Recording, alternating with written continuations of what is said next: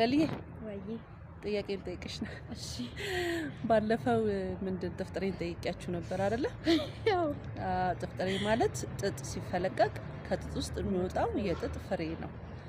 እናመሰግናለን። አሁን ደግሞ በተለይ የገጠሩ እንትን ላይ አናፈረ ይባላል። አናፈረ ታውቂያለሽ? ጌታን አላውቅም። አናፈረ ምን ሰው ነው አናፈረ የሚባለው? ለሰውም ይጠቀማሉ፣ ግን አብዛኛው ጊዜ ለከብት ነው። አናፈረ ለበሬ ይመስለኛል እንዲሁ። ምናልባት እንትን አለ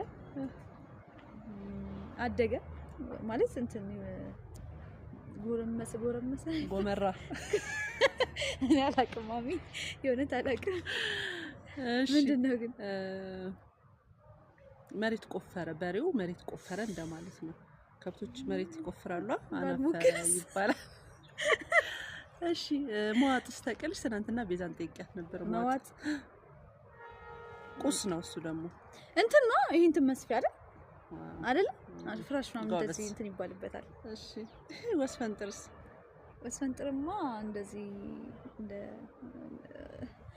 አድርገው እንትን ይመስላል አይደል? ወስፈንጥር የሆነ ሰው ላይ የሚመቱበት እንደዚህ አይደል? እሺ ሌላ ሜንጦ እንትን ሾክ እንትን መርፌ ሜንጦ ማውጫ መርፌ ማውጫ እንትን ሾክ ምናምን ማውጫ ሜንጦ እኔ አላውቅም። ከስጋ ጋር የተገናኘ ነገር ነው። ሜንጦ ምግብ ነው እንዴ? ማሚ ያረፈ እግዚአብሔር። እሺ አመሰግናለሁ። ይሄንን ደግሞ አንድ ጓደኛዬ ናት ደውላ እስቲ ጠይቂያቸው ያውቁታል ወይ ያለች። መጅ ታውቂያለሽ?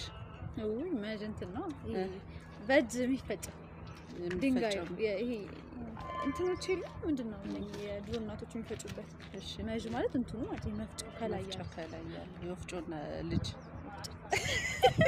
አይደለ? ጎበዝ፣ ሁለት መለሽ። እናመሰግናለን። እሺ ማሚ